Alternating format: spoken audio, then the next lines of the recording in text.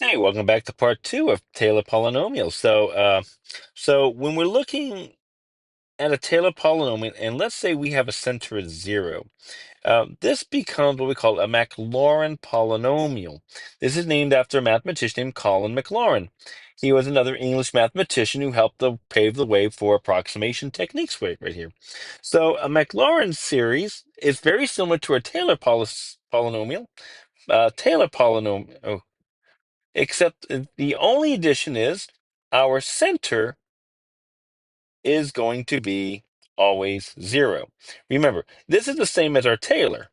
So Taylor and Maclaurin really kind of came up with the same idea, just for different centers. So for our Maclaurin, it's going to be, for our Taylor, remember, it's the nth derivative at the center over n factorial times x minus the center at n. Except for this case right here, our center C is going to be 0. And everything's the same right here. Everything's the same. So we want to find, so let's go and take a look here. We want to find a Maclaurin polynomial. So a Maclaurin, same thing we need to know, that the center is 0 of degree 6. So again, that's the number of derivatives that we are going to take for the function cosine of x. And then we want to approximate using the cosine of point one right here. So let's go and have some fun really quickly. So we got to find some 6 derivatives here. It's not really hard, very tedious though, not long. So we're going to take our derivatives here. Remember, we're just going to, this little script right here is just the which derivative we're taking. So the original function is cosine of x. Our first derivative would just be negative sine of x. Our second derivative, negative cosine of x. Our third derivative would just be sine of x. Our fourth derivative, cosine of x, negative sine of x, and at the end, negative cosine of x. Now we want to find the value of the derivative at 0. This doesn't really require too much work. So cosine of 0 is 1. Remember, that's my center there. Sine of 0 is 0. This becomes cosine of 0 is 1, but we got a negative there. Sine is back to 0. Cosine of 0 is 1. Negative sine of 0 is still 0. And negative cosine of 0 is just negative 1 again. Remember, what these help generate is the coefficients that we're looking for. So now we're going to generate our polynomial. So remember, it's just Taylor. You don't really have to, for Maclaurin versus Taylor, it's nothing really fancy you have to know. It's the same formula. It's just that now our center is 0. So let's go ahead and generate it. We are going to write a 6-degree Taylor polynomial. First things first, let me give myself a little bit more room. I never give myself room. So I'm going to protest this time. Give myself a little bit more room. Let n be 0, and the value of the first one is 1, so it's just going to be 1 over 0 factorial, x minus 0 to the 0. Easy peasy. Let n be 1. This is just 0, so plus 0. Let n be 2. The value of my second derivative, we said, was negative 1, so this becomes a minus 1 over 2 factorial, x minus 0 squared. Let n be 3. Of course, my third derivative is 0 again, so plus 0. Let n be 4. The value of our fourth derivative is just 1. So plus 1 over 4 factorial, x minus 0 to the fourth. And let's see here.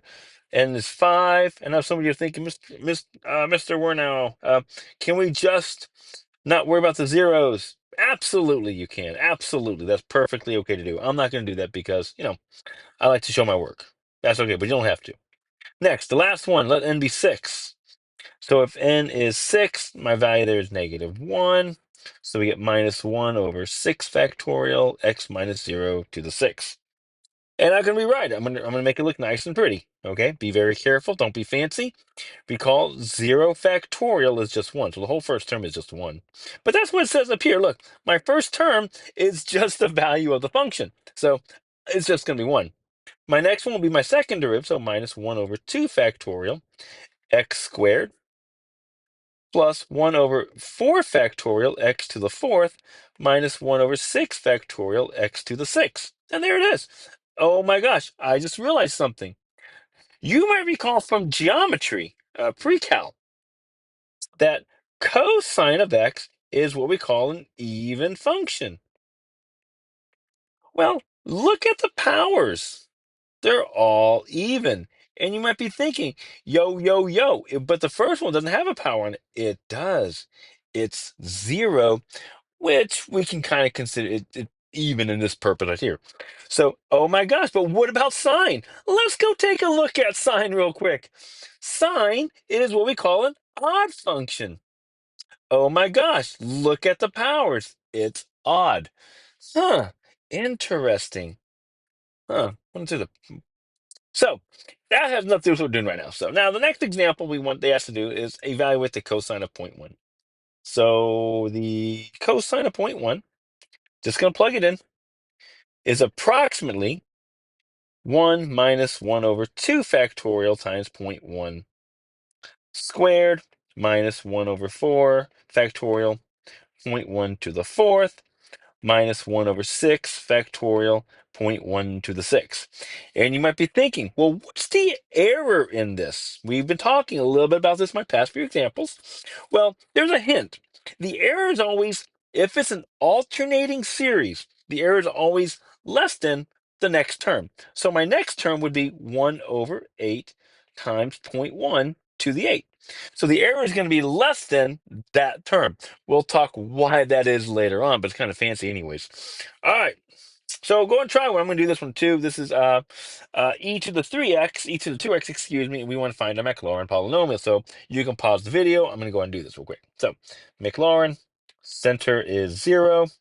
That's the number of derivatives. Oh my goodness, thank goodness we only have to do 3 this time. Derivatives, and we want to find e to the 2x. So let's set it up. F naught, F1, F naught, like I'm not getting an F. F2 and F3. So it's like the Fast and the Furious movies here. So let's take a look here. The original function, that is e to the 2x. So taking the first derivative, don't forget chain rule, 2e to the 2x. My second derivative, 4e to the 2x. And my third derivative, 8e to the 2x. So next we got to find the value of those derivatives at our center. Plug in 0, that's just 1, 2, 4, 8. I wonder if you guys can give me the next one. Would it be 16? Absolutely. All right, so let's kick it. So let's go ahead and write our third degree Taylor polynomial is equal to. Now be careful. I could write it this way, or there's another fancy way I could write it. Whoops, that's not in my eraser. I could either say my third degree Taylor polynomial is, or I can say that e to the 2x is approximately. A polynomial only approximate a function. We'll talk about that in just a few moments here. So let's a little bit extra stuff for us for the future.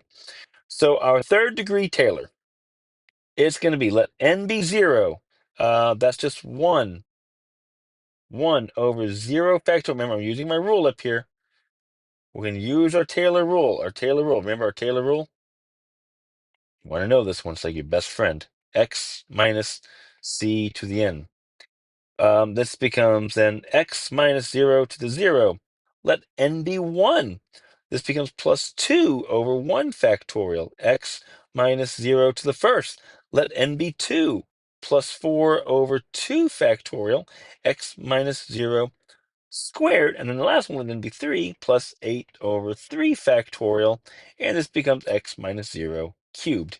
You can leave it like this. We're okay with that. But if you want to be fancy and clean it up, the first one is just 1 because that's just 1 and that's 1.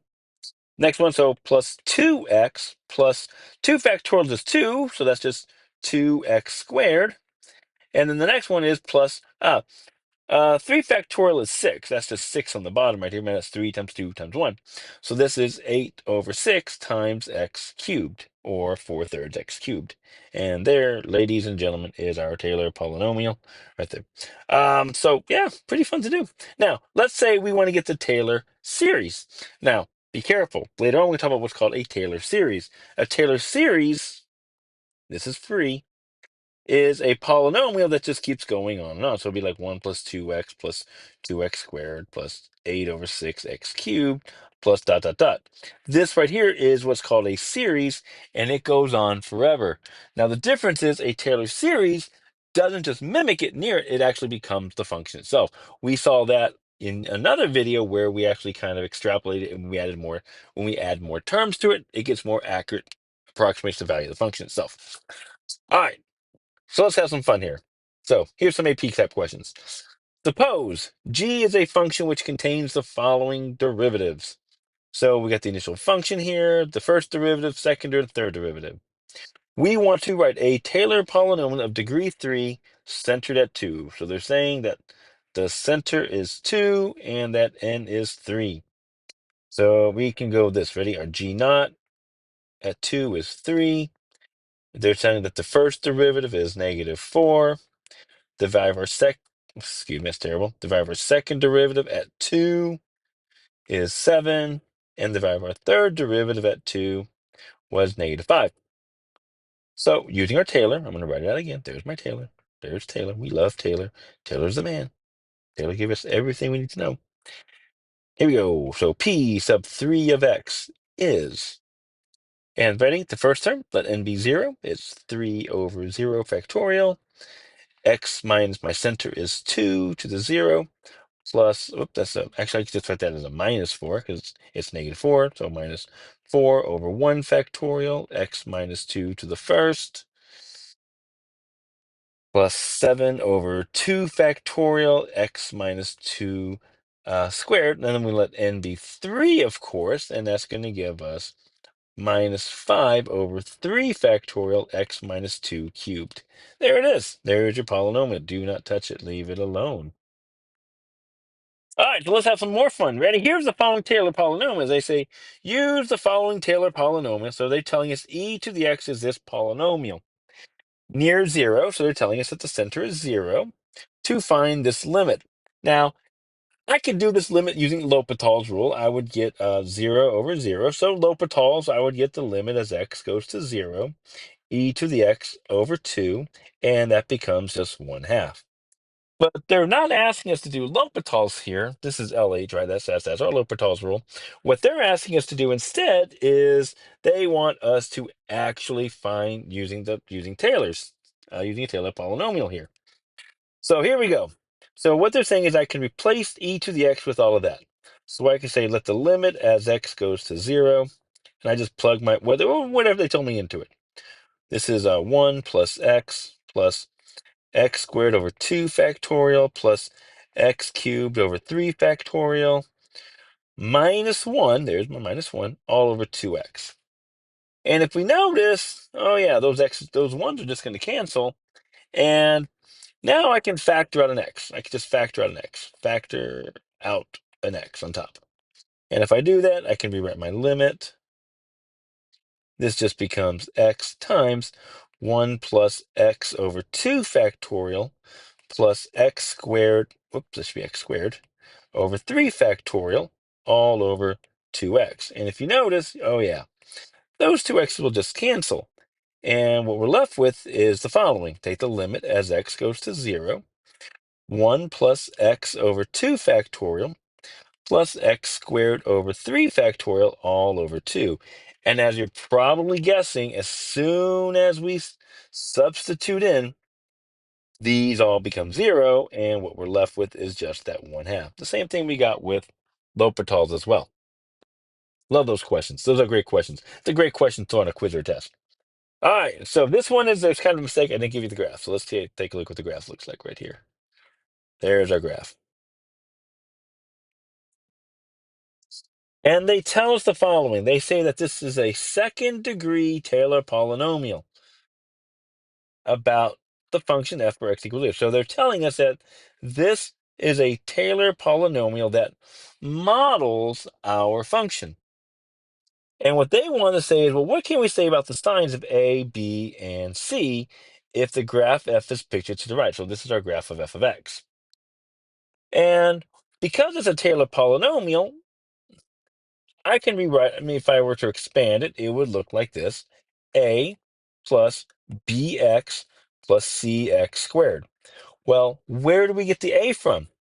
Well, that's where n is 0. Where does that b get generated from? Well, that was from when n is 1. And the c was when n is 2. I can tell because I can look at the degree.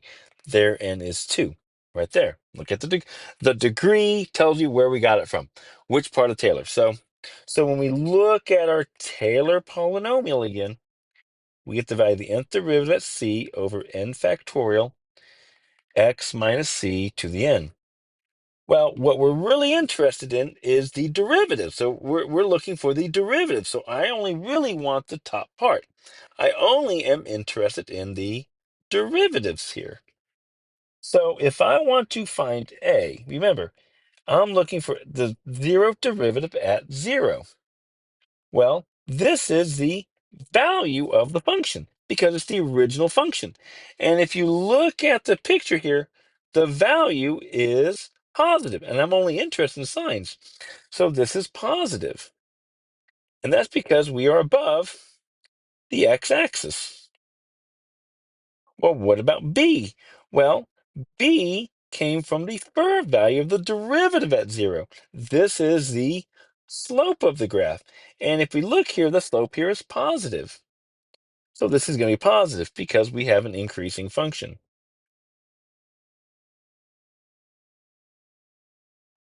And for c, well, that's my second derivative. That's concavity. Well, take a look at the graph. Hello, let me undo that real quick. There we go. And when we look at the graph, it's opening down. So this is going to be negative because it's concave down function. And we have our signs. So we can say A is positive, B is positive, C is negative. Well, what if I did something like this now? Ready? In an alternate universe, let's say we did something like so. What would A be here? B here, and C here. Well, C is the value. It's going to be negative. B is going to be negative because it's a decreasing function, and C is concave up, so it will be positive. So when you look at a Taylor polynomial, we can tell a lot about the derivatives of the original function right there. All right, so take a pause there. Hope you guys enjoyed the video. And in my next video, I'm going to go over a couple homework questions with you guys. See you guys then. Bye-bye.